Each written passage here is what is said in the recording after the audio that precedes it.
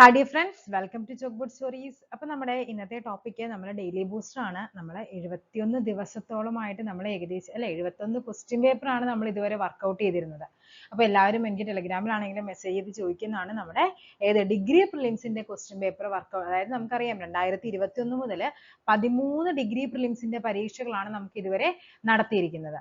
Okay, അതിൽ നിന്ന് നമ്മൾ ഓൾറെഡി 3 നമ്മൾ വർക്കൗട്ട് ചെയ്തിട്ടുണ്ട്. അതായത് 47/23 നമ്മൾ ചെയ്തിട്ടുണ്ട്. അത് നമ്മുടെ ഡേ 64 ആയിട്ട് കിടപ്പുണ്ട്. ഡേ 64 ആണ്. പിന്നെ നമ്മൾ വർക്കൗട്ട് ചെയ്തിരിക്കുന്നത് 56/25 72/25 ഈ 2 ക്വസ്റ്റ്യൻ പേപ്പർ. അതായത് മൊത്തം 3 നമ്മൾ ഓൾറെഡി എന്ത് ചെയ്തിട്ടുണ്ട്, ഈ 13 ക്വസ്റ്റ്യൻ പേപ്പറിൽ നമ്മൾ ചെയ്തിട്ടുണ്ട്. ഇത് 51ാമത്തെ ദിവസം, ഇത് 65, ഇത് 64. ഇതിന് മാത്രമായിട്ട് ഈ 13 ക്വസ്റ്റ്യൻ പേപ്പർ ആയിട്ട് ഞാനൊരു പ്ലേലിസ്റ്റ് ക്രിയേറ്റ് ചെയ്തിടാം. ഡിഗ്രി പ്രിലിംസ് വേണ്ടവർക്ക്. അതായത് മെയ് 2-ാം തീയതിയാണ് ഫസ്റ്റ് ഫേസ് വരുന്നത്. മെയ് 2 ഉണ്ട്. അതേപോലെ തന്നെ എന്താണ് മെയ് 16 വരുന്നുണ്ട്, ജൂൺ 6. അങ്ങനെ 3 ഫേസ് ആയിട്ടാണ് നമ്മുടെ ഡിഗ്രി പ്രിലിംസ് നടക്കുന്നത്. അപ്പൊ അതിൽ നിങ്ങൾ ഓർത്തിരിക്കേണ്ട ഒരു കാര്യം, നല്ല രീതിക്ക് ഈ പറയുന്ന ഏതൊക്കെയാണ് MEM അല്ലെ, നമ്മുടെ മാത്സ്, ഇംഗ്ലീഷ്, മലയാളം, ഇത് 3ഉം കൂടി തന്നെ നമ്മുടെ കയ്യിൽ 50 മാർക്കോളം കിട്ടും. ഓക്കെ, പിന്നെ ഉള്ളത് ഏതാണ്, ഹിസ്റ്ററിയിൽ നിന്നൊരു 10 മാർക്കുണ്ട്. പിന്നെ എന്താണുള്ളത്, history, arts and culture 10 mark. ഇത്രയും പോർഷൻ ആകുമ്പോൾ തന്നെ നമുക്ക് ഏകദേശം ഒരു 70 മാർക്കോളം വരും. പിന്നെ നമുക്ക് എളുപ്പമായിട്ട് പഠിക്കാൻ പറ്റുന്ന ഒരു സാധനമാണ് കമ്പ്യൂട്ടർ. കമ്പ്യൂട്ടർ കുറച്ച് പോർഷനേ ഉള്ളൂ. അത് നമുക്ക് എത്ര മാർക്കുണ്ട്, 5 മാർക്ക് വരുന്നുണ്ട്. ഓക്കെ, പിന്നെ വരുന്ന സിവിക്സ്, കോൺസ്റ്റിറ്റ്യൂഷൻ ഒക്കെ, അതൊക്കെ നമ്മൾ എന്ത് ചെയ്യുക, ബേസിക് അല്ലെങ്കിൽ ഇമ്പോർട്ടന്റ് ആയിട്ട് ഹോട്ട് ടോപ്പിക് എന്ന് പറയുന്ന സെക്ഷൻസ് ഒക്കെ, മൗലികാവകാശങ്ങൾ, അതേപോലെ അങ്ങനത്തെ കുറച്ച് ഇമ്പോർട്ടന്റ് ആയിട്ടുള്ള കാര്യങ്ങളൊക്കെ പഠിച്ചു വെക്കുക. അതിനൊക്കെ 5 മാർക്ക് നമുക്ക് കുറെ പഠിക്കാനുണ്ട്. അപ്പൊ ഇനിയും പഠിത്തം തുടങ്ങാത്തവരെ ഇത്രയും കാര്യങ്ങൾക്ക് എന്ത് ചെയ്യുക, നല്ല രീതിക്ക് ഫോക്കസ് ചെയ്യുക. കാര്യം നമുക്കറിയാം പ്രിലിംസ് എന്ന് പറയുമ്പോൾ ഏകദേശം നമുക്ക് മെയിൻസിലേക്ക് ഇപ്പൊ എന്ത് ചെയ്യുക, മെയിൻസ് വരുമ്പോൾ ഇനി എന്ത് ചെയ്യരുത്, നിങ്ങൾ ഉഴപ്പരുത്. മെയിൻസിലാണ് നമുക്ക് എന്ത് ചെയ്യേണ്ടത്, നല്ല രീതിക്ക് മാർക്ക് നമ്മൾ 100 ഇപ്പൊ അല്ലെ 100-ൽ 100 മേടിക്കാൻ പറ്റുമെങ്കിൽ അതേ രീതിക്ക് പഠിക്കുക. പ്രിലിംസ് എന്ന് പറയുന്ന ആ ഒരു കട്ട് ഓഫ്, ചിലപ്പോൾ ഒരു 60 ആണ് കട്ട് ഓഫ് എങ്കിൽ ആ കട്ട് ഓഫ് നമ്മൾ കടന്നാൽ മതി.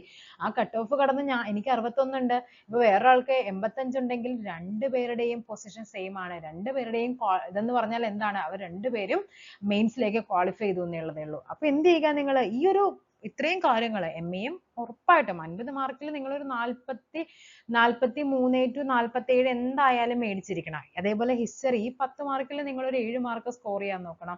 ഈ ആർട്സ് ആൻഡ് കൾച്ചറിൽ ഒരു 7 മാർക്ക് സ്കോർ ചെയ്യണം. ബാക്കി എല്ലാത്തിനും കൂടി നിങ്ങളൊരു 10 മാർക്ക് എടുത്താലും വലിയ കുഴപ്പമുണ്ടാവില്ല. നിങ്ങൾ സുഖമായിട്ട് എന്ത് ചെയ്യും, കടന്നു പോരും. ഓക്കെ, അപ്പൊ ആ രീതിക്ക് വേണം ഇനി എന്ത് ചെയ്യാൻ, പഠിത്തം തുടങ്ങാത്തവർ എന്ത് ചെയ്യാൻ, പഠിക്കാനായിട്ട്. അപ്പൊ നമുക്ക് എന്ത് ചെയ്യാം, ഫസ്റ്റ് ക്വസ്റ്റ്യനിലേക്ക്. നമുക്കറിയാം 20 മാത്സ്, 20 ഇംഗ്ലീഷ്, 10 മലയാളം, അങ്ങനെയാണ് നമ്മുടെ MEM വരുന്നത് അല്ലെ. അപ്പൊ നമുക്ക് എന്ത് ചെയ്യാം, ഫസ്റ്റ് ക്വസ്റ്റ്യനിലേക്ക് പോകാം. ഞാൻ ഇംഗ്ലീഷിലും മലയാളത്തിലും ക്വസ്റ്റ്യൻസ് ഇട്ടിട്ടുണ്ട്. കാര്യം ചില ക്വസ്റ്റ്യൻസ് നമുക്ക് മലയാളത്തിൽ വായിച്ചു കഴിഞ്ഞാൽ അതിന്റെ ആ ഒരു മീനിങ് മനസ്സിലാവില്ല. ഓക്കെ, അപ്പൊ എന്നാലും ഫസ്റ്റ് ക്വസ്റ്റ്യനിലേക്ക് പോകാം. എന്താ പറഞ്ഞിരിക്കുന്നത് നോക്കിക്കേ. ഞാൻ ഇതിന്റെ ഈ ഒരു അനോട്ടഡ് PDF ഞാൻ എന്ത് ചെയ്തിരിക്കാം, നമ്മുടെ ടെലഗ്രാമിൽ അപ്ലോഡ് ചെയ്തിരിക്കാം. നിങ്ങൾ എന്ത് ചെയ്യുക, ആ ഒരു ആൻസർ കീയും കൂടി നിങ്ങൾ എന്ത് ചെയ്യാം പറ്റുമെങ്കിൽ എന്ത് ചെയ്യുക, ചെയ്ത് നോക്കുക. നോക്കാം, അരുൺ ബസ്സിൽ 25 കിലോമീറ്റർ 50 മീറ്ററും കാറിൽ 7 കിലോമീറ്റർ 265 ബാക്കി 1 കിലോമീറ്റർ 30 മീറ്റർ നടന്നു. അവൻ ആകെ എത്ര കിലോമീറ്റർ സഞ്ചരിച്ചു എന്നാ. ഒന്നും ചെയ്യാനില്ല, എല്ലാം കൂടി കൂട്ടാനാണ്. ഇതിൽ മാത്സ് കുറച്ച് പാടായിരുന്നു കേട്ടോ. അപ്പൊ 25 കിലോമീറ്റർ 50 മീറ്റർ. അടുത്ത എന്താ പറയുന്നത്, 7 കിലോമീറ്റർ 265 മീറ്റർ. പിന്നെ എന്താ പറയുന്ന, 1 കിലോമീറ്ററും 30 മീറ്ററും. ഇതെല്ലാം കൂടി കൂട്ടിയാൽ മതി. ഇത്രയേ ഉള്ളൂ ഇതിന്റെ ചെയ്യാനായിട്ട്. ഇവിടെ എത്ര വരും, 5. ഓക്കെ, 6 3 6 5 എത്രയാണ്, 11 ആണ്. 11 3 14. 4 വരും, ശിഷ്ടം 1 വരും. 2 1 കൂടി കൂട്ടുമ്പോൾ 3 വരും. 3 4 5 ആണ്. ഇവിടെ എന്ത് ചെയ്യുക, 25-ഉം 1-ഉം 25-ഉം 7 എന്ന് പറയുമ്പോൾ 32, 32-ഉം 1-ഉം കൂടി കൂട്ടുമ്പോൾ 33. സോ എത്രയാണ്, 33 കിലോമീറ്റർ 345 മീറ്റർ ആണ് ആകെ സഞ്ചരിച്ച ദൂരം എന്ന് പറയുന്നത്. ഇതിലെ മാത്സിൽ ഒരു 20 ക്വസ്റ്റ്യൻ ഉള്ളതില് ഏകദേശം ഒരു 10 ക്വസ്റ്റ്യനെ ഒരു എളുപ്പം നമുക്കൊരു ഈസി എന്ന് പറയാൻ പറ്റുള്ളൂ. ബാക്കി 10 നല്ല പാടായിരുന്നു. ഓക്കെ, അപ്പൊ ഇതാ ഒരു എളുപ്പം എന്ന് പറയുന്ന ആ ഒരു സെക്ഷനിൽ വരുന്നതാണ്. ഈസി ആയിരുന്നു, നമുക്ക് എന്താണ് മാർക്ക് സ്കോർ ചെയ്യാൻ പറ്റുന്ന ഒരു ക്വസ്റ്റ്യൻ ആയിരുന്നു ഇത്. നെക്സ്റ്റ് നോക്കാം,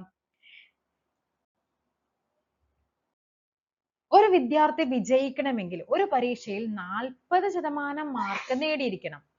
ഓക്കെ, 40% മാർക്ക് നേടിയാലാണ് ആ കുട്ടി വിജയിക്കുള്ളൂ. അവൻ 320 മാർക്ക് വാങ്ങി. 80 മാർക്കിന് തോറ്റു. അതായത് പറയുന്നത് എന്താണ്, 320 മാർക്ക് കിട്ടിയെങ്കിലും അവൻ എന്ത് ചെയ്തില്ല, ജയിച്ചില്ല. അവൻ എത്ര മാർക്കും കൂടി വേണമായിരുന്നു? 80 മാർക്കിനാണ് അവൻ തോറ്റത്. അപ്പൊ എത്ര വേണം? 400 മാർക്കാണ് ആ പരീക്ഷയുടെ 40% എന്ന് പറയുന്നത്. എങ്കിൽ പരമാവധി മാർക്ക് എത്ര? എളുപ്പമല്ലേ? അതായത് പറയുന്നത് 40% ഈ പറയുന്ന 400 ആണെങ്കിൽ 100% എത്രയെന്നാണ് ചോദിച്ചിരിക്കുന്നത്? ക്രോസ് ചെയ്യുക. രണ്ടെണ്ണം ഉള്ളതിനെ മുകളിൽ എഴുതുക, ഒരെണ്ണം ഉള്ളതിനെ എന്ത് ചെയ്യുക? താഴെ എഴുതുക. ഓക്കെ, ഈ 0 ഈ 40ഉം ഈ 40ഉം കൂടി കട്ടായി പോകും. 10 × 100 എന്ന് പറയുന്നത് 1000 ആണ്. അതായത് 1000 മാർക്കിനായിരുന്നു എന്ത് നടത്തിയിരുന്നത്? ആ എക്സാം അവരെ കണ്ടക്ട് ചെയ്തത്. അതിൽ ആ കുട്ടിക്ക് 320 കിട്ടിയെങ്കിലും അവൻ തോറ്റു. എത്ര മാർക്കിന് തോറ്റു? 80 മാർക്കിന് തോറ്റു. അതാണ് ഇവിടെ ഇത് കണ്ടുപിടിക്കാനായിട്ട് തന്നിരിക്കുന്ന ഹിന്റ് എന്ന് പറയുന്നത്. ഇതും എന്തായിരുന്നു? ഒരു ഈസി ക്വസ്റ്റ്യൻ ആയിരുന്നു. നെക്സ്റ്റ് നോക്കാം. ഒരു ലേഖനം 10% ലാഭത്തിൽ വിറ്റു. 250 എണ്ണം കൂടി വിറ്റിരുന്നെങ്കിൽ 20% നേട്ടം ഉണ്ടാകുമായിരുന്നു എങ്കിൽ ലേഖനത്തിന്റെ വില എത്രയെന്നാണ് ചോദിച്ചിരിക്കുന്നത്. അതായത് പറഞ്ഞിരിക്കുന്നത് എന്താണ്? 10% ലാഭത്തിനാണ് വിറ്റത്.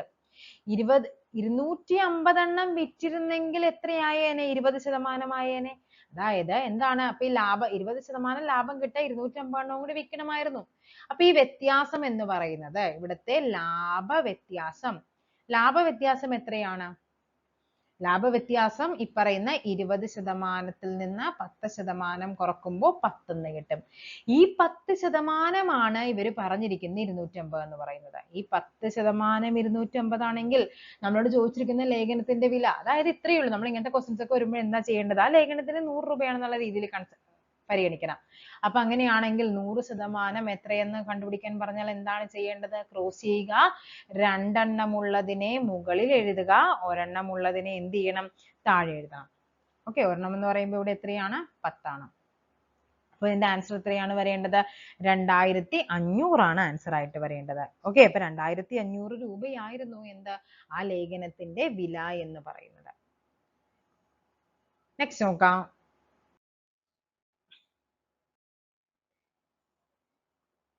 10.5% എന്ന ലളിതമായ പലിശ നിരക്കിൽ 2 വർഷത്തേക്ക് നിക്ഷേപിച്ച തുകയ്ക്ക് 2 വർഷത്തിനുള്ളിൽ അതേ പലിശ 2 വർഷത്തേക്ക് കൂട്ടുപലിശയ്ക്കായി നിക്ഷേപിച്ചാൽ കിട്ടുന്ന കൂട്ടുപലിശയുടെ നിരക്ക് എത്ര?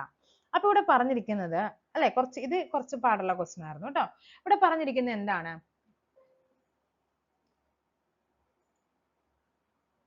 10.5 എന്ന ലളിതമായ പലിശ നിരക്കിൽ 2 വർഷത്തേക്കാണ് എന്ത് ചെയ്തിരിക്കുന്നത്? ഈ തുക നിക്ഷേപിച്ചിരിക്കുന്നത്.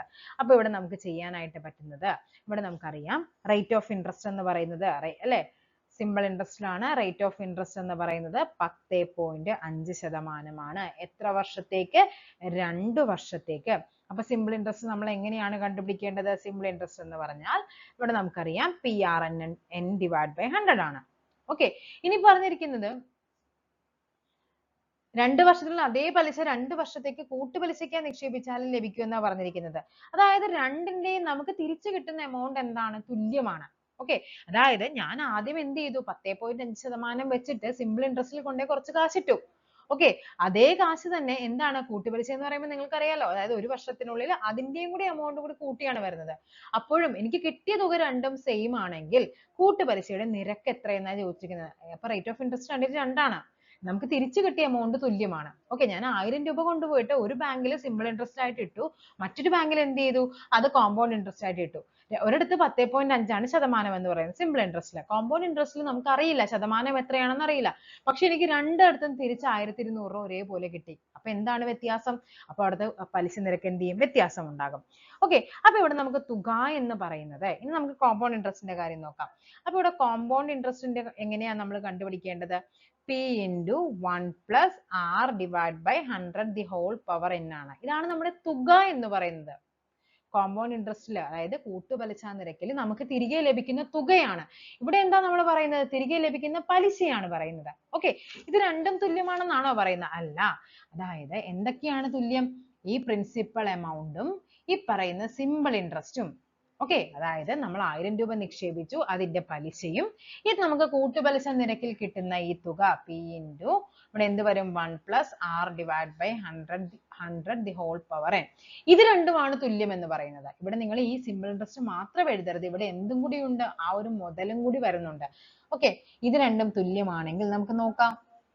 ഇവിടെ എന്ത് വരും P പ്ലസ് ഇവിടെ എന്താണ് സിമ്പിൾ ഇൻട്രസ്റ്റ് എന്ന് പറയുമ്പോൾ നമുക്ക് എന്താ വരേണ്ടത് PR n ഡിവൈഡ് ബൈ 100 അല്ലേ. അപ്പൊ P ഇൻറ്റു R എന്ന് പറയുന്നത് എത്രയാണ് 10.5 ആണ്, ഇൻറ്റു n എന്ന് പറയുന്നത് 2 വർഷമാണ്, ഡിവൈഡ് ബൈ എന്ത് വരും 100 വരും, വിച്ച് ഈസ് ഈക്വൽ ടു ഇവിടുത്തെ P നമുക്ക് അറിയില്ല അല്ലേ. P ഇൻറ്റു ഇവിടെ എന്താണ് വരേണ്ടത്, ക്രോസ് ചെയ്യുമ്പോഴേക്കും 100 plus R divided by 100 the whole square എന്ന് കിട്ടും. ഓക്കെ ആണല്ലോ. ഇനി നമുക്ക് ഇവിടെ എന്ത് ചെയ്യാനായിട്ട് പറ്റും, ഇവിടെ നമുക്ക് മൾട്ടിപ്ലൈ ചെയ്യാം. ഇവിടെ എന്ത് വരും P പ്ലസ് ഇവിടെ എന്താണ് വരേണ്ടത് 2 ഇൻറ്റു 10.5 എന്ന് പറയുമ്പോൾ നമുക്കറിയാം അവിടെ എത്ര വരും P ഇൻറ്റു 10.5 2 വട്ടം എന്ന് പറയുമ്പോൾ 21 വരും, 21 ഡിവൈഡ് ബൈ 100 എന്ന് വരും, which is equal to P into 100 plus R divided by 100 square ആണ്. ഇനി ഇവിടെ എന്താണ് P രണ്ടിലും കോമൺ അല്ലേ, ആ P നെ നമുക്ക് അങ്ങ് വെളിയിലേക്ക് എടുത്താൽ 1 പ്ലസ് 21 ഡിവൈഡ് ബൈ 100 എന്ന് കിട്ടും, is equal to P into 100 plus R divided by 100 square എന്ന് കിട്ടും. ഈ Pയും ഈ Pയും നമുക്ക് കട്ട് ചെയ്ത് കളയാം. ഓക്കെ, അപ്പോൾ ഇവിടെ എന്ത് വന്നു, ഇവിടെ ഇത് ക്രോസ് ചെയ്യുമ്പോഴേക്കും ഇവിടെ ആൻസർ ആയിട്ട് വരേണ്ടത് 121 divided by 100 എന്ന് വരും, which is equal to 100 plus R divided by 100 എന്ന് കിട്ടും. ഈ സ്ക്വയർ ഉണ്ടല്ലോ, ആ സ്ക്വയറിനെ നമുക്ക് നേരെ ഇപ്പുറത്തേക്ക് കൊണ്ടുവന്നത് റൂട്ടാക്കി മാറ്റാലോ. 121ന്റെ സ്ക്വയർ റൂട്ട് എന്ന് പറയുന്നത് 11 ആണ്, 11 ഡിവൈഡ് ബൈ 10 എന്ന് കിട്ടും. 11 ബൈ 10 എന്ന് പറഞ്ഞാൽ ഇവിടെ എത്രയെന്ന് കിട്ടി 100 പ്ലസ് 6 ഡിവൈഡ് ബൈ 100 എന്ന് കിട്ടി. ഓക്കെ, ഇത് ക്രോസ് ചെയ്യുമ്പോൾ എന്ത് വരും 11 ബൈ 10 ഇൻറ്റു 100.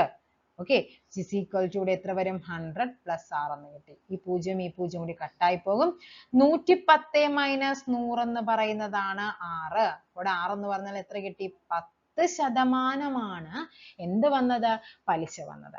ഓക്കെ, അപ്പൊ എന്ത് കിട്ടി ഓപ്ഷൻ ബി ആണ് നമ്മുടെ ആൻസർ എന്ന് പറയുന്നത്. 10% പലിശ നിരക്കാണ്. അതായത് ഒരു സാധനം ഒരേ എമൗണ്ട് നമ്മൾ 2 ബാങ്കിൽ നിക്ഷേപിച്ചു, ഒരു ബാങ്കിൽ 10.5% നിരക്കിൽ സിമ്പിൾ ഇൻട്രസ്റ്റിലും മറ്റേ ബാങ്കിൽ എന്തായിരുന്നു 10% നിരക്കിൽ കോമ്പൗണ്ട് ഇൻട്രസ്റ്റും. രണ്ടിടത്തും നമുക്ക് 2 വർഷം കഴിഞ്ഞപ്പോൾ കിട്ടിയ തുക ഒരേ എമൗണ്ട് ആണ്. മനസ്സിലായല്ലോ. അപ്പൊ എത്രയാണ് 10% പലിശ നിരക്ക് എന്ന് പറയുന്നത്.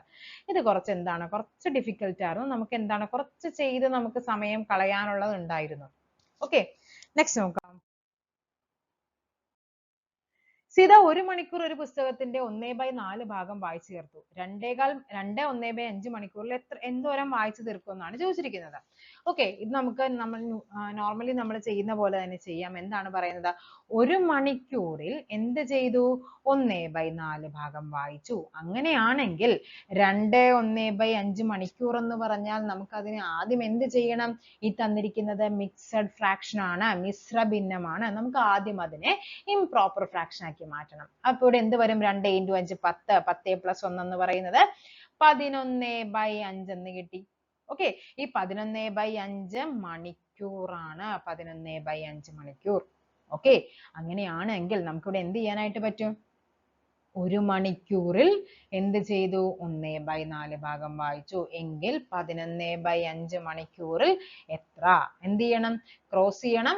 2 എണ്ണം ഉള്ളതിനെ മുകളിൽ എഴുതണം, 1 എണ്ണം ഉള്ളതിനെ താഴെ എഴുതണം. സോ 1/4 × 11/5 ഹോൾ ഡിവൈഡ് ബൈ എന്ത് വരും, 1 എണ്ണം ഉള്ളതിനെ താഴെ 1 ആണ്. അപ്പൊ നമുക്ക് അവിടെ ചെയ്യേണ്ട ആവശ്യമുണ്ടോ, ഇല്ല. ആൻസർ എത്ര വരും 11/20 എന്ന് കിട്ടി. ഓക്കെ, അപ്പൊ 55 എന്ന് പറയുന്നതിന്റെ ആൻസർ ഓപ്ഷൻ ഡി ആണ് നമ്മുടെ ആൻസർ ആയിട്ട് വരേണ്ടത്. നെക്സ്റ്റ് നോക്കാം. ഇത് എളുപ്പമുള്ള ക്വസ്റ്റ്യൻ ആയിരുന്നു, നോർമലി നമ്മൾ ചെയ്യുന്ന ആ ഒരു മെത്തേഡ് തന്നെയായിരുന്നു. നെക്സ്റ്റ് നോക്കാം. 6 പുരുഷന്മാർക്കും 7 സ്ത്രീകൾക്കും 12 ദിവസം കൊണ്ട് ഒരു ജോലി പൂർത്തിയാക്കാൻ കഴിയും. എന്താ പറഞ്ഞിരിക്കുന്നത്, 6 പുരുഷന്മാർ 7 സ്ത്രീകൾ ഒരു ജോലി 12 ദിവസം കൊണ്ട് പൂർത്തിയാക്കാൻ കഴിയും.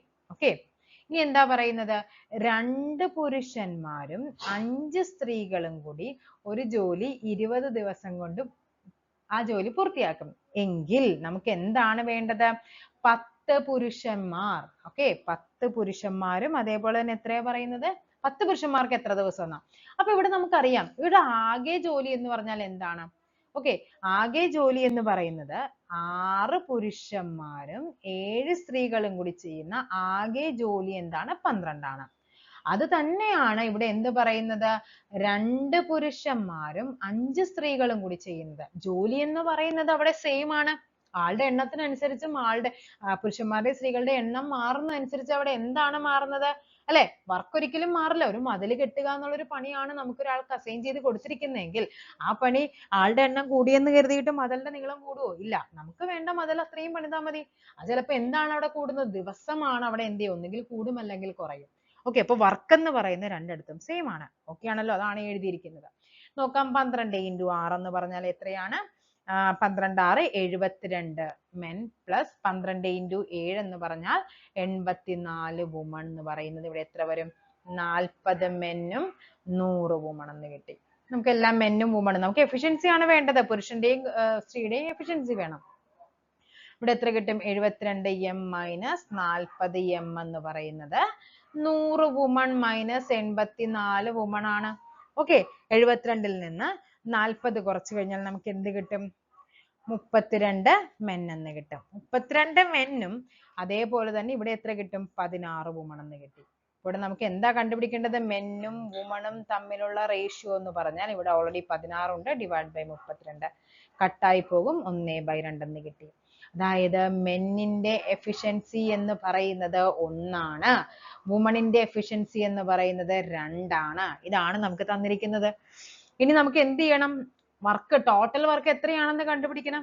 അപ്പൊ ഇവിടെ തന്നിരിക്കുന്നത് 6m plus 7w എന്ന് ഇൻറ്റു എത്രയാണ്? 12 അല്ലേ തന്നിരിക്കുന്നത്? ഇൻറ്റു 12 ആണ് വർക്ക് എന്ന് പറയുന്നത്. 6m എന്ന് പറയുമ്പോൾ എത്ര വരും? 6 ഇൻറ്റു അല്ലെ 6 പ്ലസ് ഇവിടെ വ്യുമന്റെ എഫിഷ്യൻസി 2 ആണ്. 7 ഇൻറ്റു 2 14 വരും. ഇൻറ്റു ഇവിടെ എത്രയാണ്? 12 എന്ന് കിട്ടും. അതായത് ഇവിടെ എത്ര വരും? 6 14 6 കൂടി കൂട്ടുമ്പോൾ 20 ഇൻറ്റു 12 240 ആണ് വർക്ക് എന്ന് പറയുന്നത്. ഇതാണ് നമ്മുടെ ടോട്ടൽ വർക്ക്. ടോട്ടൽ വർക്ക് കിട്ടി നമുക്ക്. ഇനി എന്താ നമുക്ക് വേണ്ടത്? 10 പുരുഷന്മാരാണ്. 10 പുരുഷന്റെ എന്ന് പറയുമ്പോൾ ഒരാളുടെ എഫിഷ്യൻസി 1 ആണ്. സോ 10 പുരുഷന്മാർ ഈ ജോലി ചെയ്ത് തീർക്കാൻ വേണ്ട സമയം എന്ന് പറയുന്നത് 240 ആണ് വർക്ക്. ഡിവൈഡഡ് ബൈ എന്ത് ചെയ്താൽ മതി? 1 ചെയ്താൽ മതി. എത്ര ദിവസം വേണം? 24 ദിവസമാണ് അവർക്ക് എന്ത് ചെയ്യാനായിട്ട് വേണ്ടത്? സോറി, ഡിവൈഡ് ബൈ 10 ചെയ്താൽ മതി. ഓക്കെ, 0 0 കൂടി കട്ടായി പോകും. അവിടെ എത്ര വരും? എഫിഷ്യൻസി 1 ആണ്. അതുകൊണ്ട് തന്നെയാണ് അവിടെ 10 മാത്രം എടുത്ത് എഴുതിയത്. 24 ദിവസം കൊണ്ട് 10 പുരുഷന്മാർ മാത്രമാണെങ്കിൽ എന്ത് ചെയ്യാൻ പറ്റും? ആ ജോലി നമുക്ക് അവിടെ പൂർത്തിയാക്കാനായിട്ട് പറ്റും. നെക്സ്റ്റ് നോക്കാം. ഇത് നമുക്ക് നോർമൽ വർക്ക് ഓൺ ടൈമിൽ നിന്ന് ചോദിക്കുന്ന ഒരു മീഡിയം ലെവലിലെ ക്വസ്റ്റ്യൻ ആണെന്ന് പറയാം. ഈസി അല്ല അല്ലെ? അത്ര ഈസി അല്ല, എന്നാൽ അത്ര ഡിഫിക്കൽട്ടും അല്ല.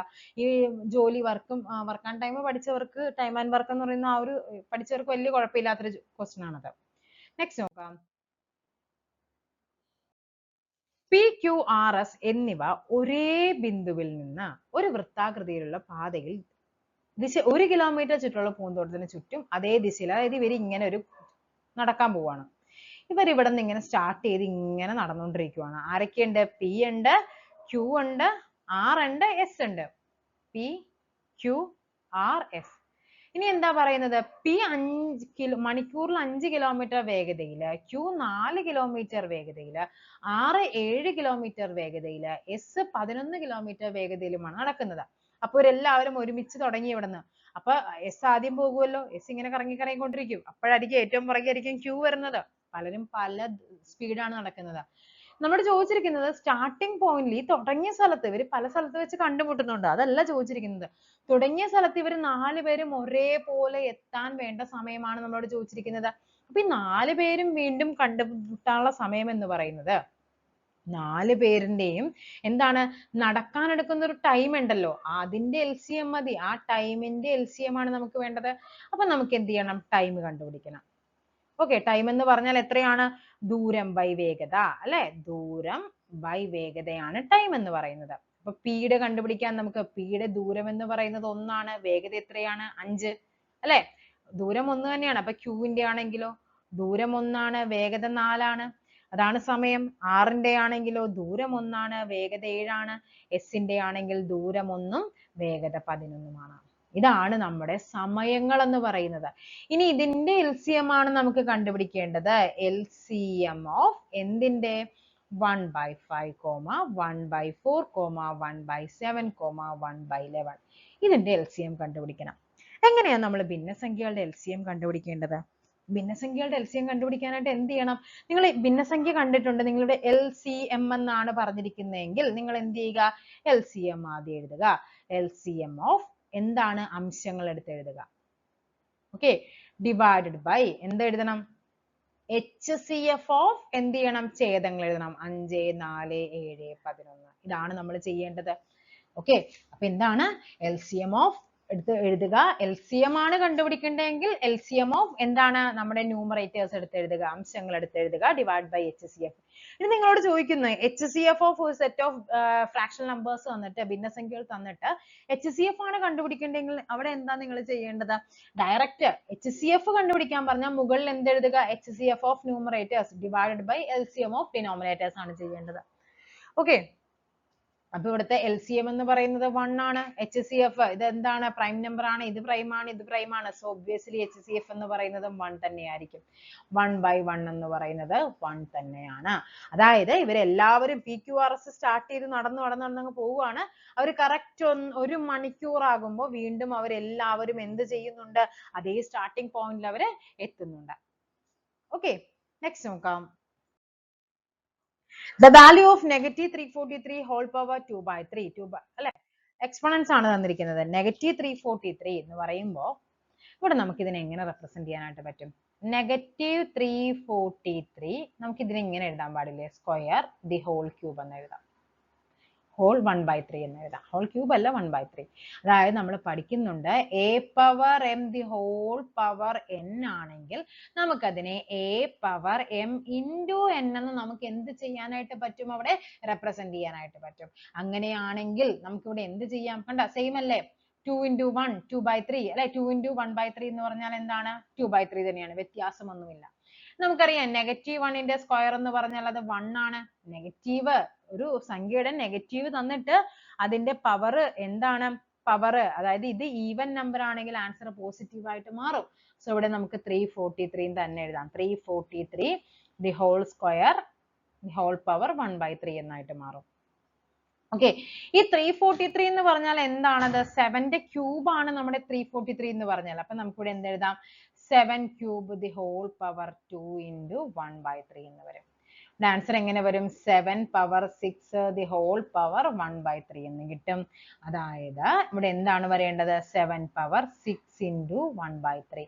ഈ 6 3 കൂടി കട്ടാകും 2 തവണ. സോ ആൻസർ വരേണ്ടത് 7 സ്ക്വയർ ആണ് ആൻസർ ആയിട്ട് വരേണ്ടത്. 7 സ്ക്വയർ എന്ന് പറഞ്ഞാൽ എത്രയാണ്? 49 ആണ്. ഓപ്ഷൻ എ ആണ് ആൻസർ എന്ന് പറയുന്നത്. നെക്സ്റ്റ് നോക്കാം. 10 സെന്റിമീറ്റർ വ്യാസമുള്ള ഈയത്തിന്റെ ഖരഗോളത്തിൽ നിന്ന് 2 സെന്റിമീറ്റർ വ്യാസമുള്ള എത്ര പന്തുകൾ നിർമ്മിക്കാൻ സാധിക്കും? അപ്പൊ നമ്മൾ അല്ലെ മെൽറ്റിംഗ് ആൻഡ് റീകാസ്റ്റിംഗ് എന്നൊരു സെക്ഷനിൽ നിന്നാണ് ചോദിച്ചിരിക്കുന്നത്. പറഞ്ഞിരിക്കുന്നത് എന്താണ്? വലിയൊരു ബോളിൽ നിന്ന് നമ്മൾ എന്ത് ചെയ്യുന്നുണ്ട്? ഉരുക്കി 2 സെന്റിമീറ്റർ ഉള്ള കുറെ കുഞ്ഞു കുഞ്ഞു ബോൾസ് ഉണ്ടാക്കാൻ പോവുകയാണ്. അപ്പൊ ഇതിന്റെ എണ്ണം എന്ന് പറയുന്നത് എന്താണ്? വലുതിന്റെ അല്ലെ, ഈ തന്നിരിക്കുന്ന വലുതിന്റെ വ്യാപ്തം ഡിവൈഡഡ് ബൈ എന്ത് ചെയ്താൽ മതി? ചെറുതിന്റെ വ്യാപ്തം ചെയ്താൽ മതി. അതായത് സംഭവം ഇത്രയേ ഉള്ളൂ. ഈ 10 സെന്റിമീറ്റർ ഉള്ള സാധനം ഉരുക്കി കഴിഞ്ഞിട്ട് നമ്മൾ കുറെ സാധനം ഉണ്ടാക്കിയാലും അതിന്റെ എല്ലാത്തിന്റെയും കൂടി വ്യാപ്തം കൂട്ടിയാലും എന്താണ്? വലുതിന്റെ തന്നെയായിരിക്കും. അപ്പൊ വലുതിന്റെ വ്യാപ്തം ഇവിടെ പറഞ്ഞിരിക്കുന്നത് എന്താണ്? ഗോളമാണ്. ഗോളത്തിന്റെ വ്യാപ്തം കണ്ടുപിടിക്കാനുള്ള ഇക്വേഷൻ എന്ന് പറഞ്ഞാൽ 4/3 pi r cube ആണ്.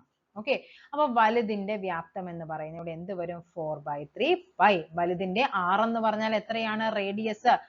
ഇവിടെ നമുക്ക് തന്നിരിക്കുന്നത് എന്താണ്? വ്യാസമാണ് 10 എന്ന് പറഞ്ഞിരിക്കുന്നത്. അപ്പൊ ആരം എത്രയാണ്? 5 ആയിരിക്കും. സോ 5ന്റെ ക്യൂബ് എന്ന് വരും. ഡിവൈഡഡ് ബൈ ചെറുതിന്റെ വ്യാപ്തം എന്ന് പറഞ്ഞാൽ എത്ര വരും? 4/3 pi into ഇവിടെയും എന്താണ്? വ്യാസമാണ് 2 എന്ന് പറഞ്ഞിരിക്കുന്നത്. സോ ഇവിടെ ആരം എന്ന് പറയുന്നത് 1 ആയിട്ട് മാറും. 4/3 pi എന്താണ്? കട്ടായി പോകും. നമ്മുടെ ആൻസർ എന്ന് പറയുന്നത് 5ന്റെ ക്യൂബ് ഡിവൈഡ് ബൈ 1 എന്ന് വരും. 5ന്റെ ക്യൂബ് എന്ന് പറഞ്ഞാൽ 125 ആണ്. സോ ഓപ്ഷൻ ഡി ആണ് ആൻസർ ആയിട്ട് വരേണ്ടത്. അതായത് എത്രയേ ഉള്ളൂ സംഭവം, 10 സെന്റിമീറ്റർ വ്യാസമുള്ള ആ വലിയൊരു ഗോളം ഉരുക്കിയിട്ട് 2 സെന്റിമീറ്റർ ഉള്ള 125 കുഞ്ഞു കുഞ്ഞു പന്തുകൾ നിർമ്മിക്കാനായിട്ട് നമുക്ക് പറ്റുമെന്നുള്ളത്. ഓക്കെ, നെക്സ്റ്റ് നോക്കാം. ഒരു സമാന്തര ശ്രേണിയുടെ ഏഴാമത്തെ പദത്തിന്റെ 7 മടങ്ങ് അതിന്റെ 11ാം പദത്തിന്റെ 11 മടങ്ങിനോട് തുല്യമാണെങ്കിൽ സമാന്തര ശ്രേണിയുടെ 18ാം പദം എത്രയെന്നാണ് ചോദിച്ചിരിക്കുന്നത്. ഓക്കെ, എന്താണ് പറഞ്ഞിരിക്കുന്നത്? സമാന്തര ശ്രേണിയുടെ 7ാം പദം. അപ്പൊ നമുക്കറിയാം ഒരു സമാന്തര ശ്രേണിയുടെ nth ടേം എന്ന് പറയുന്നത് a plus n minus 1 into d ആണ് അല്ലെ. 10ാം പദം എന്ന് പറഞ്ഞാൽ എന്താണ്? a plus 9d ആയിരിക്കും. 100ാം പദം എന്ന് പറഞ്ഞാൽ a plus 99d ആയിരിക്കും. അങ്ങനെയാണെങ്കിൽ അതിന്റെ 7ാം പദം എന്ന് പറയുന്നത് a plus 6d ആയിരിക്കും. ഓക്കെ, പിന്നെ എന്താ പറയുന്നത്? 11ാം പദം എന്ന് പറയുമ്പോൾ a11 എന്ന് പറയുന്നത് a plus 10d ആയിരിക്കും. ഇനി പറഞ്ഞിരിക്കുന്നത് 7ാം പദത്തിന്റെ 7 മടങ്ങ്, ഇതാണ് 7ാം പദം, അതിന്റെ 7 മടങ്ങ് എന്ന് പറയുന്നത് 11ാം പദത്തിന്റെ 11 മടങ്ങിനോട് തുല്യമാണ്. ഓക്കെ, ഇങ്ങനെ തന്നിട്ട് നമുക്ക് ഇനി എന്ത് ചെയ്യാം? ക്രോസ് മൾട്ടിപ്ലൈ അല്ല, ഡയറക്റ്റ് മൾട്ടിപ്ലൈ ചെയ്യാം. 7a plus 42d എന്ന് പറയുന്നത് 11a minus 1 11a plus 110d എന്ന് വരും. ഇവിടെ എന്ത് വരും? 7a minus 11a എന്ന് പറഞ്ഞാൽ എത്ര വരും? ഇവിടെ 110d minus 42d എന്ന് കിട്ടി. 7aയിൽ നിന്ന് 11a മൈനസ് ചെയ്യുമ്പോൾ നമുക്ക് കിട്ടുന്നത് -4a ആണ്. അതെന്ന് പറഞ്ഞാൽ എത്ര വരും? 68d എന്ന് കിട്ടും. ഓക്കെ, ഇവിടെ നമുക്ക് നോക്കാം. ഇവിടെ എങ്ങനെയാ വരേണ്ടത്? a എന്ന് പറഞ്ഞാൽ 68 ഡിവൈഡ് ബൈ -4 എന്ന് കിട്ടും. -4d എന്ന് കിട്ടും.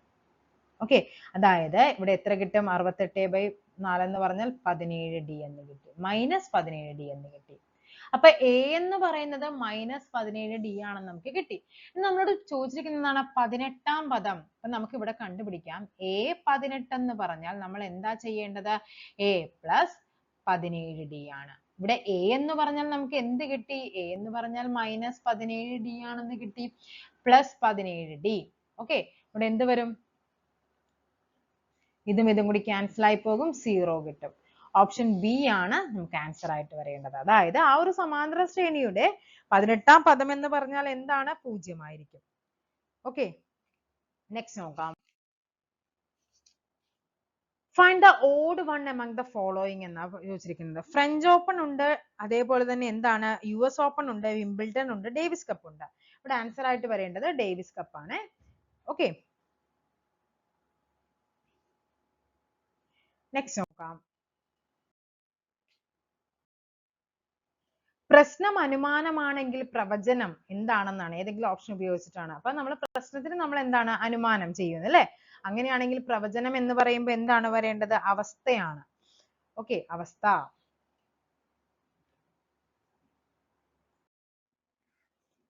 നെക്സ്റ്റ് ക്വസ്റ്റ്യൻ നോക്കാം നമുക്ക്. എന്താ പറഞ്ഞിരിക്കുന്നത്? Ride is called as 36, desk is called as 39, റിസ്കിന്റെ കോഡ് എന്താണെന്നാണ് നമ്മളോട് ചോദിച്ചിരിക്കുന്നത്. ഓരോന്നും നമുക്ക് നോക്കാം. റൈഡ് എന്ന് പറയുന്നത് 36 ആണെങ്കിൽ RIDE, റൈഡ് 36 ആണ്. 36 എന്ന് പറയുമ്പോൾ R എന്ന് പറഞ്ഞാൽ എത്രയാണ്? 18 ആണ്. R എന്ന് പറഞ്ഞാൽ, I എന്ന് പറഞ്ഞാൽ 9ാമത്തെ നമ്പർ ആണ്, D എന്ന് പറഞ്ഞാൽ 4ാമത്തേതാണ്, E എന്ന് പറഞ്ഞാൽ 5ാമത്തേതാണ്. ഇതെല്ലാം കൂടി കൂട്ടുമ്പോഴാണ് ഈ പറയുന്ന 36 കിട്ടുന്നത്. നെക്സ്റ്റ് നമുക്ക് നോക്കാം ഡെസ്ക്. അതും അങ്ങനെ തന്നെയാണോ എന്ന് നോക്കണം. വല്ല വ്യത്യാസം ഉണ്ടോ അല്ലെങ്കിൽ വേറെ എന്തെങ്കിലും ലോജിക് ആണോ എന്ന് അറിയണമെങ്കിൽ രണ്ടും ചെക്ക് ചെയ്ത് നോക്കണേ. D എന്ന് പറഞ്ഞാൽ 4 ആണ്, E എന്ന് പറഞ്ഞാൽ 5 ആണ്, S എന്ന് പറഞ്ഞാൽ 19 ആണ്, K എന്ന് പറഞ്ഞാൽ 11 ആണ്. ഇതെല്ലാം കൂടി കൂട്ടുമ്പോൾ നമുക്ക് കിട്ടും 11 അല്ലെ, 30 വരും, 30, 9, 39 വരും. ശരിയാണല്ലോ.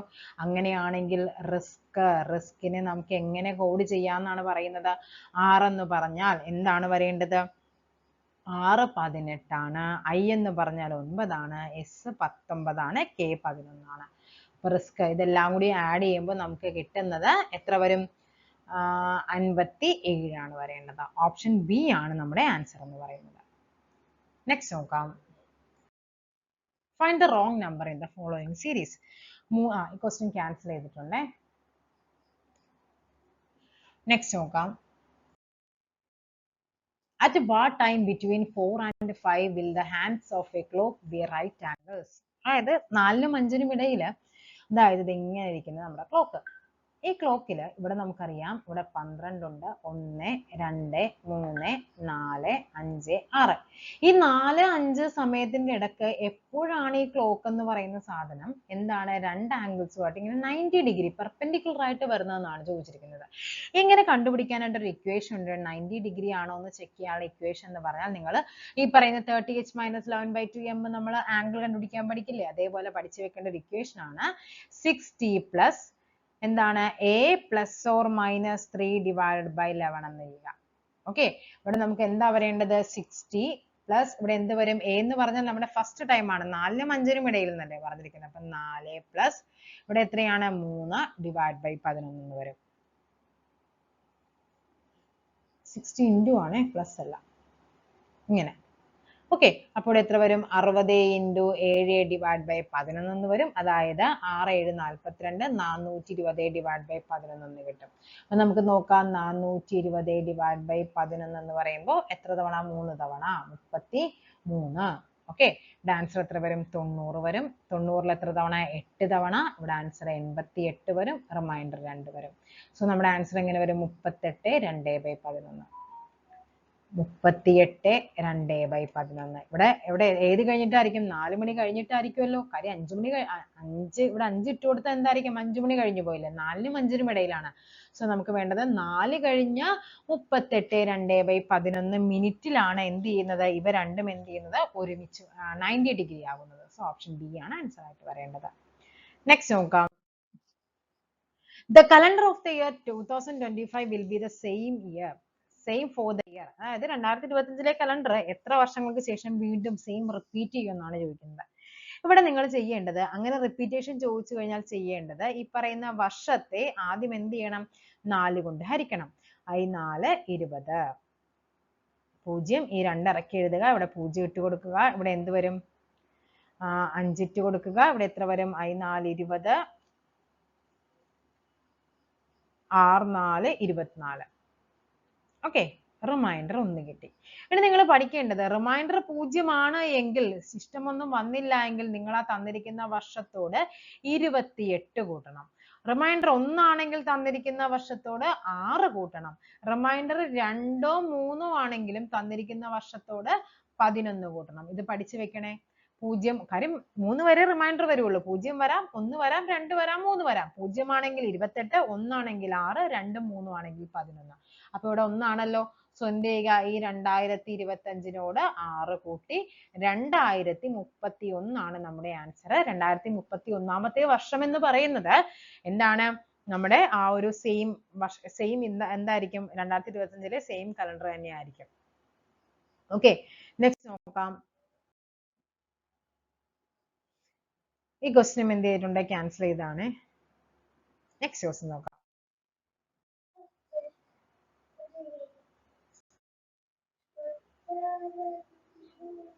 ഓക്കെ, അപ്പൊ ഇനി നമുക്ക് എന്താണ് ഇവിടെ ചെയ്യാനുള്ളത്, ഇനി നമുക്ക് ജസ്റ്റ് ഇതിന്റെ നമുക്ക് തന്നിരിക്കുന്ന ആ ഒരു ഫിഗറിനെ ബേസ് ചെയ്തിട്ട് നമുക്ക് കുറച്ച് കാര്യങ്ങളൊക്കെ നമുക്ക് കിട്ടി അല്ലേ. അതായത് ഇങ്ങനെയായിരുന്നു ആ ഒരു ഫിഗർ വന്നിരുന്നത്.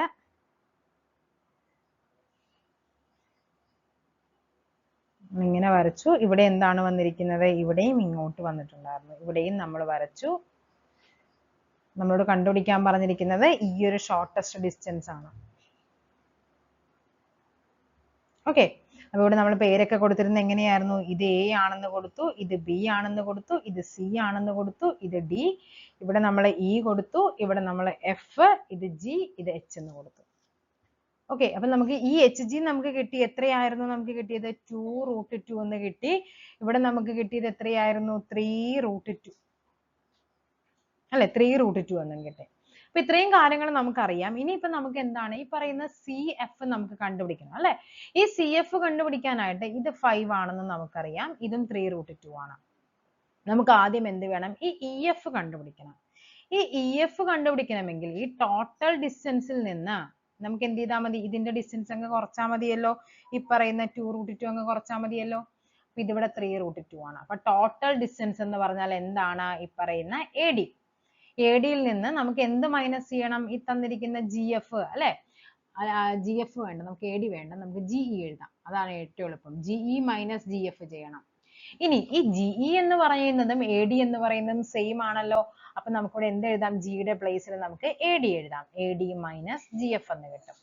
ഇനി AD എന്ന് പറഞ്ഞാൽ നമുക്ക് അതിനെ എങ്ങനെ റെപ്രസെന്റ് ചെയ്യാം? AB plus BD minus GF ചെയ്യണം.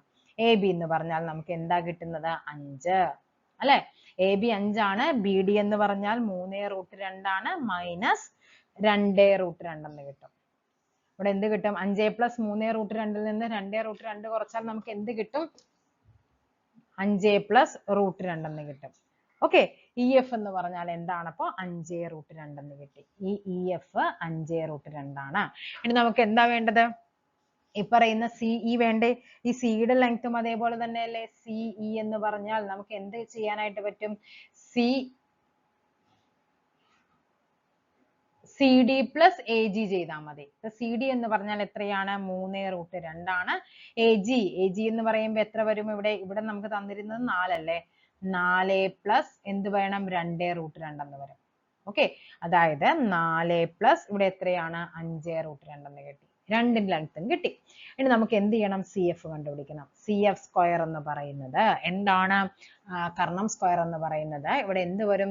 CE square plus CEF square ആണ്. ഇതാണ് നമുക്ക് കണ്ടുപിടിക്കേണ്ടത്.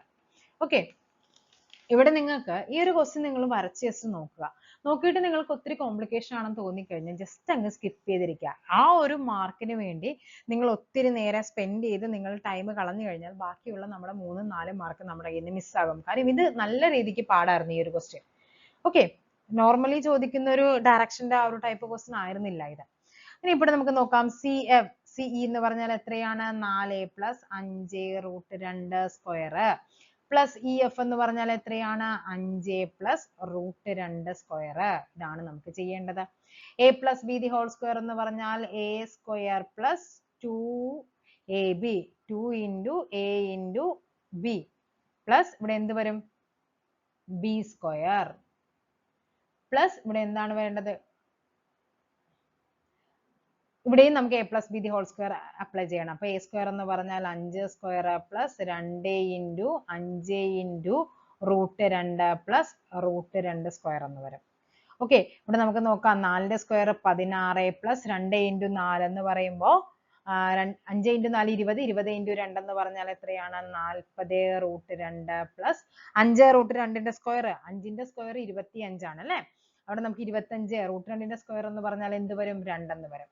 അപ്പോൾ 5√2ന്റെ സ്ക്വയർ എന്ന് പറഞ്ഞാൽ 25 ഇൻറ്റു 2 എന്ന് വരും. പ്ലസ് 5ന്റെ സ്ക്വയർ 25 ആണ്. പ്ലസ് 5 ഇൻറ്റു 2 10 10√2 √2ന്റെ സ്ക്വയർ എന്ന് പറയുന്നത് 2 വരും. ഓക്കെ, ഇവിടെ നമുക്ക് ബാക്കി എല്ലാം കൂടി കൂട്ടുമ്പോൾ നമുക്ക് 93 പ്ലസ് 50√2 എന്ന് കിട്ടും. പുറത്തേക്ക് എഴുതാം. 93 പ്ലസ് 50 ഇൻറ്റു √2ന്റെ വാല്യൂ എന്ന് പറയുന്നത് 1.4 ആണ്. 93 പ്ലസ് 50 ഇൻറ്റു 1.4 എന്ന് പറയുമ്പോൾ 70 വരും. 93 പ്ലസ് 70 എന്ന് പറയുന്നത് 163 ആണ്. ഇതാണ് CF സ്ക്വയർ എന്ന് പറയുന്നത്. നമുക്ക് വേണ്ടത് CF ആണ്. CF എന്ന് പറയുന്നത് √163 ആണ്. അതായത് ആൻസർ ആയിട്ട് വരേണ്ടത് എത്രയാണ്? ഇവിടെ നമുക്ക് ഓപ്ഷനിൽ തന്നിരിക്കുന്നത് 12. ഓപ്ഷൻ ഞാൻ ഇവിടെ എഴുതാൻ ജസ്റ്റ് ബാക്കിലോട്ട് പോയി കഴിഞ്ഞാൽ ഇത് കട്ടായി പോകും. 10.80, അതേപോലെ 12.80, പിന്നെ തന്നിരിക്കുന്നത് 13.45, പിന്നെ തന്നിരിക്കുന്നത് 16.28. ഇവിടെ നിങ്ങൾ നോക്കിക്കേ, ഈ 163 എന്ന് പറയുന്ന 10 പോയിന്റ് അല്ല, 12ന്റെ സ്ക്വയർ എത്രയാണ്? 12ന്റെ സ്ക്വയർ 144 ആണ്. അപ്പൊ അത് കഴിഞ്ഞുള്ള നമ്പർ ആയിരിക്കും. 13ന്റെ സ്ക്വയർ 169 ആണ്. സോ ഇതിന്റെ ഇടയ്ക്കുള്ള നമ്പർ ആവണമല്ലോ. സോ ഒബ്വിയസ്ലി നമ്മുടെ ആൻസർ എന്ന് പറയുന്നത് 12.8 ആയിരിക്കും. അപ്പോൾ ഓപ്ഷൻ ബി ആണ് ആൻസർ ആയിട്ട് വരേണ്ടത്. 12.80 ആണ് നമുക്ക് ആൻസർ ആയിട്ട് വരേണ്ടത്. നെക്സ്റ്റ് നോക്കാം. 6 peoples are sitting in a row. Y is sitting between X and R. Y എന്ന് പറയുന്നത് എവിടെയാണ് ഇരിക്കുന്നത്? Between X and R. X ന്റെ R ന്റെ ഇടക്കാണ്. X is sitting next to Z. Z ന്റെ അപ്പൊ X is sitting next to Z. Z കഴിയുമ്പോൾ തന്നെയാണ് X ഇരിക്കുന്നതെന്ന് പറഞ്ഞാൽ ഇവിടെയാണല്ലോ Z വരേണ്ടത്.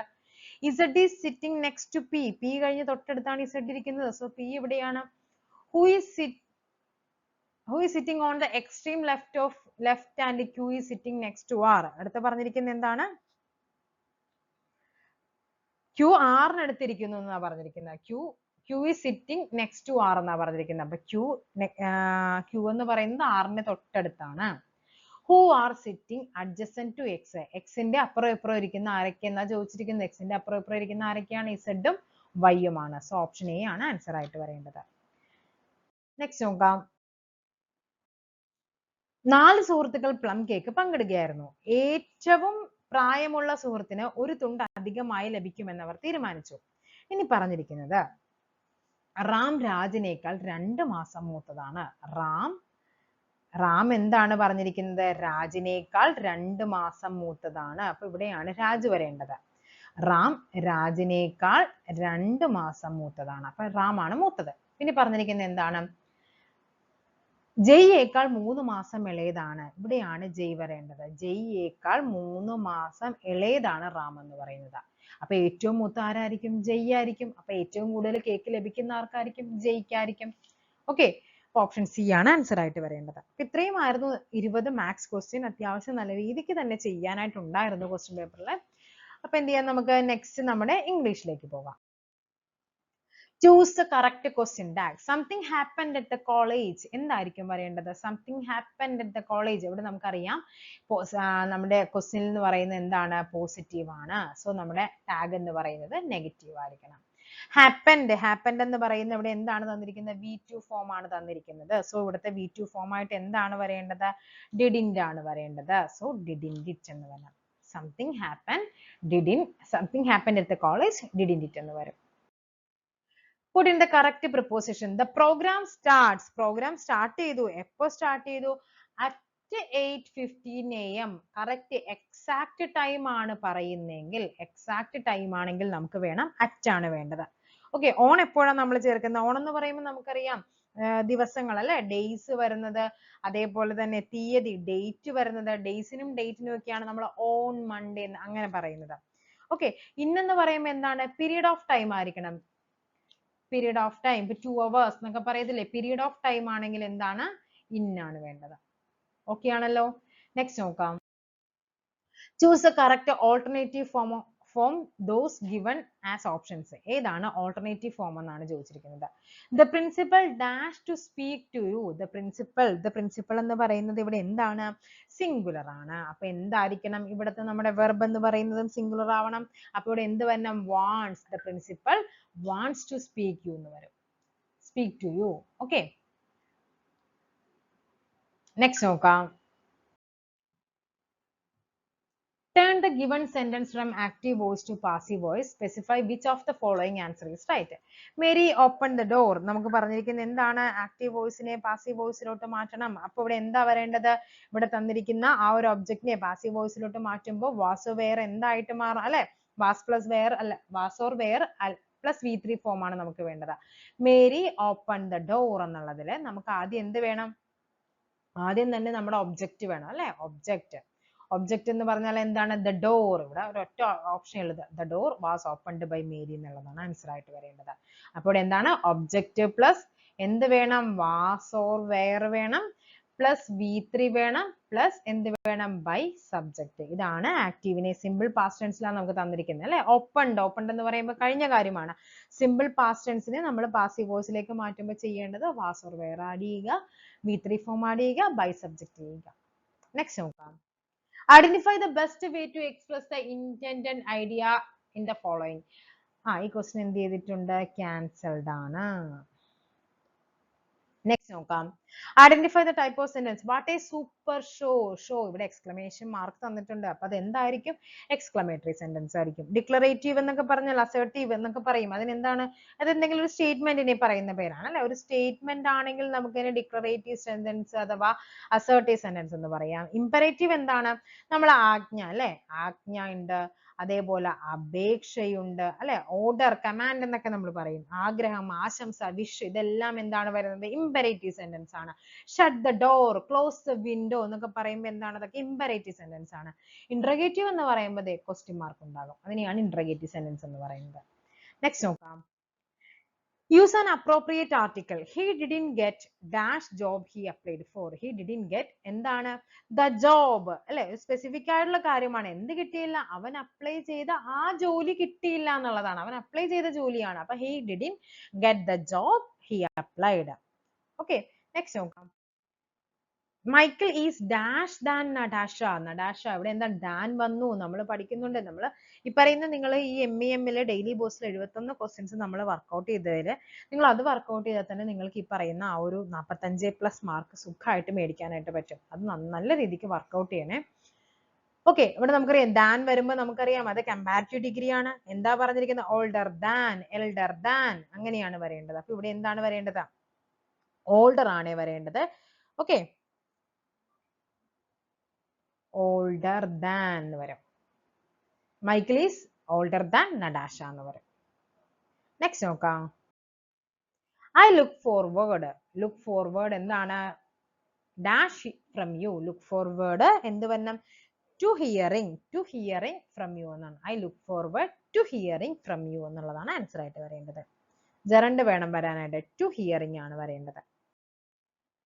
Report the sentence. Joshua said to mom, I have been there. Joshua അമ്മയോട് പറഞ്ഞു I have been there, ഞാൻ അവിടെ ഉണ്ടാകും എന്നുള്ളത്. അപ്പൊ അതിനെ റിപ്പോർട്ട് ചെയ്യുമ്പോൾ നമുക്ക് എന്താണ് വരേണ്ടത്, അത് തന്നിരിക്കുന്നത് പ്രസന്റ് പെർഫെക്റ്റിലാണ് തന്നിരിക്കുന്നത് അല്ലെ, അതിന് നമുക്ക് പാസ്റ്റിലോട്ട് മാറ്റണം. അപ്പൊ എന്താണ് വരേണ്ടത്, തന്നിരിക്കുന്നത് സബ്ജക്റ്റ് പ്ലസ് എന്താണ് തന്നിരിക്കുന്നത്, ഹാസ് അല്ലെങ്കിൽ ഹാവ് പ്ലസ് എന്ത് വേണം, V3 ഫോം വേണം പ്ലസ് ഒബ്ജക്റ്റ്. ഇതാണ് നമുക്ക് തന്നിരിക്കുന്നത്. അതിനെ മാറ്റുമ്പോൾ നമുക്ക് എന്ത് വേണം, സബ്ജക്റ്റ് വേണം, ഹാഡ് V3 ഫോം ആണ് വേണ്ടത്, പ്ലസ് ഒബ്ജക്റ്റ് വേണം. ഓക്കെ, ഒബ്ജക്റ്റ് വെച്ച് നോക്കിക്കേ. ജോഷുവ എന്താണ് പറയുന്നത്, ടോൾഡ് മം എന്ത് പറഞ്ഞു, that I had been dare. ഇവിടെ എന്താണ്, ഹാസ് ഹാഡ് ആണ് വേണ്ടത്. അപ്പൊ അത് നമുക്ക് വെട്ടിക്കളയാം. ഐ എന്ന് പറയൂ, അവിടെ എന്താണ് പറയേണ്ടത്, നമ്മൾ റിപ്പോർട്ട് ചെയ്യുവാണ് അല്ലെ, അവൻ അവിടെ ഉണ്ടാകുമെന്ന് പറഞ്ഞു എന്നുള്ളതാണ്. അപ്പൊ ഐ അല്ല വേണ്ടത്. ഇനി എന്താണ്, ഹിയർ. ഹിയർ എന്ന് പറയുമ്പോൾ നമ്മൾ ഇവിടെ എന്നുള്ള മീനിങ് ആണ്, അവൻ അവിടെയാണ് ഉണ്ടാകുന്നത്. സോ ഇതും തെറ്റാണ്. ഓപ്ഷൻ ഡി ആണ് ആൻസർ ആയിട്ട് വരേണ്ടത്. നെക്സ്റ്റ് നോക്കാം. Complete the given sentence using a suitable phrasal verb. I arranged to meet Tony in the mall yesterday, but he didn't എന്താണ് വേണ്ടത്, turn up ആണ്, turn up. But he didn't turn up എന്ന് വരും. Fall off എന്ന് പറഞ്ഞാൽ എന്താണ്, fall off എന്ന് പറഞ്ഞാൽ decrease. decreaseനെയാണ് fall off എന്ന് പറയുന്നത്. move in എന്ന് പറഞ്ഞാൽ എന്താണ്, to attack. to attack ആണ് move in എന്ന് പറഞ്ഞാൽ. clear up എന്ന് പറഞ്ഞാൽ എന്താണ്, സോൾവ് ചെയ്യുക എന്നുള്ള ഒരു മീനിങ്ങിലാണ് എന്ത് വരുന്നത്, clear up വരുന്നത്. ഓക്കെ, അപ്പൊ ഇവിടുത്തെ ആൻസർ എന്താണ് വരേണ്ടത്, ടേൺ അപ്പ് ആണ്, turn up. Okay,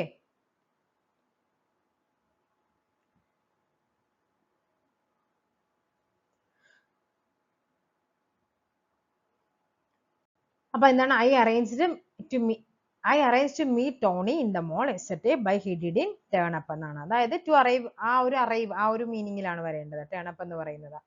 okay, next നോക്കാം. Find the synonym of the word amicable. amicable എന്ന് പറഞ്ഞാൽ എന്താണ്, ഫ്രണ്ട്ലി ആണ്. amicable ഫ്രണ്ട്ലി എന്നുള്ള ഒരു മീനിങ്ങിലാണ് അല്ലെ. നമ്മൾ ഭയങ്കര ക്ലോസ് ആയിട്ടുള്ള ഫ്രണ്ട്സിനെ അല്ലേ നമ്മളിപ്പോ ഭയങ്കര ഇഷ്ടം വരുമ്പോൾ നമ്മൾ എന്തെങ്കിലും കെട്ടിപ്പിടിച്ച് അമിക്കി പിടിക്കാന്നൊക്കെ പറയത്തില്ലേ. അപ്പൊ എന്താണ്, നിങ്ങൾ അങ്ങനെ ഓർത്തിരിച്ചാൽ മതി. amicable, അമിക്കി പിടിക്കുന്ന ആരായിരിക്കും, നമ്മുടെ ക്ലോസ് ആയിട്ടുള്ള ഫ്രണ്ട്സിനെ ആയിരിക്കും. അപ്പൊ എന്താണ്, ഫ്രണ്ട്ലി മാനർ, അതിനെയാണ് amicable എന്ന് പറയുന്നത്. നോക്കാം. Which of the following word is opposite to the word cautious? cautious എന്ന് പറയുമ്പോൾ എന്താണ്, cautious ആയിട്ടിരിക്കുക അല്ലെ. reckless ആണ്, reckless. slimന്റെ ഓപ്പോസിറ്റ് എന്താണ്, fat ആണ്. carefulന്റെ ഓപ്പോസിറ്റ് എന്തായിരിക്കും, careless. beautifulന്റെ ഓപ്പോസിറ്റ് എന്തായിരിക്കും, ugly. okay, next നോക്കാം. Which of the following is correctly spelt? ഏതാണ് correctly spelt എന്ന് പറയുന്നത്, കാറ്റസ്ട്രോഫി എന്ന് പറഞ്ഞാൽ ഏതാണ്, ഇതാണ് വരേണ്ടത്. കാറ്റസ്ട്രോഫി എന്ന് പറഞ്ഞാൽ ഓപ്ഷൻ സി ആണ് ആൻസർ ആയിട്ട് വരേണ്ടത്.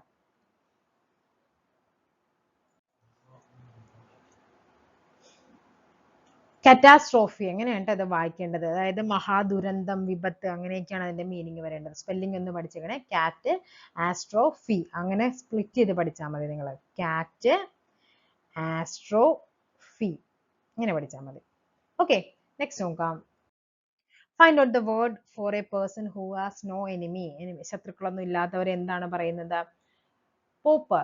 ഓക്കെ, PAUPER ആണ്. PAUPER എന്ന് പറഞ്ഞാൽ എന്താണ്, അപ്പം has no money, sorry enemy അല്ല കേട്ടോ, നോ മണി, കാശില്ലാത്തവനെ, ആ ഒരു ദരിദ്രൻ, ആ ഒരു മീനിങ്ങിലാണ് പറയുന്നത്.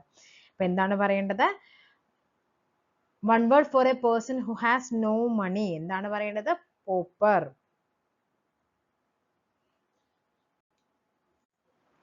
അല്ലെ, നമ്മൾ പറയത്തില്ലേ പാപ്പരാണെന്ന് പറയില്ലേ, അത് വെച്ച് നിങ്ങൾ കണക്ട് ചെയ്ത് വെച്ചാൽ മതി. പൈസ ഇല്ലാത്തവനെ നമ്മൾ എന്ത് പറയും? പാപ്പരാണെന്ന് പറയും. അങ്ങനെ തന്നെ ഓർത്ത് വെച്ച് പഠിച്ചാൽ മതി. ഓക്കെ, നെക്സ്റ്റ് നോക്കാം. What is the meaning of the idiomatic expression round the corner? Round the corner എന്ന് പറഞ്ഞാൽ എന്താണ് മീനിങ് വരേണ്ടത്? വെരി നിയർ, അത്ര അടുത്ത് എന്നുള്ള മീനിങ്ങിലാണ് റൗണ്ട് ദ കോർണർ പറയുന്നത്. നെക്സ്റ്റ് നോക്കാം. Choose A compound word from the words given below. Compound word എന്ന് പറഞ്ഞാൽ എന്താണ്? അതിനെ നമുക്ക് സ്പ്ലിറ്റ് ചെയ്താലും എന്താണ്? രണ്ട് സെപ്പറേറ്റ് നമുക്ക് വേർഡ്സ് കിട്ടണം. ഹോൾ അവേ, ഹാളും കിട്ടും വേയും കിട്ടും. സോ ആൻസർ വരേണ്ടത് ഓപ്ഷൻ ബി ആണ്. നെക്സ്റ്റ് നോക്കാം. What is a female tiger called? എന്താണ് ഫീമെയിൽ ടൈഗറിനെ പറയുന്ന പേര്? ടൈഗ്രസ് ആണ്, tigress. Prefix is a letter that come at the. പ്രിഫിക്സും ഉണ്ട് സഫിക്സും ഉണ്ട്. പ്രിഫിക്സ് എവിടെയാണ് വരേണ്ടത്? ബിഗിനിങ്, തുടക്കം വരുന്നതിനെയാണ് നമ്മൾ പ്രിഫിക്സ് എന്ന് പറയുന്നത്. അവസാനം വരുന്നതിനെ പറയുന്നത് സഫിക്സ് എന്നാണ്. Prepare the dash of your research work. ഇത് എന്താ പറയുന്നത്? സിനോപ്സിസ് എന്ന് പറയും. ഏതാണ്? ഓപ്ഷൻ എ ആണ് സിനോപ്സിസ്. ഉണ്ടോ? അതായത് അതിന്റെ ഒരു ഷോർട്ട് എന്താണ് പറയുക? ബ്രീഫ് സമ്മറിയെ പറയുന്ന പേരാണ് സിനോപ്സിസ് എന്ന് പറയുന്നത്. ഓക്കെ, അപ്പൊ നമ്മുടെ 20 ഇംഗ്ലീഷും കഴിഞ്ഞിട്ടുണ്ട്. ഇനി എന്താണ് വേണ്ടത്? 10 മലയാളവും കൂടി ഉണ്ട് നമുക്ക്. നെക്സ്റ്റ് നോക്കാം. താഴെ കൊടുത്തിരിക്കുന്നതിൽ ഒരു വാക്ക് മാത്രമേ ശരിയായി എഴുതിയിട്ടുള്ളൂ. അത് ഏതാണ്? ഏതാണ് ശരിയായിട്ട് വരേണ്ടത്? ലേഖകനാണല്ലേ.